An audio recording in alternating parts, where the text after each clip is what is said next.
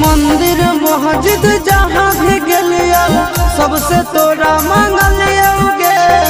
तोरा हम हंसलियो हरदम अपने भले कानलियो गे।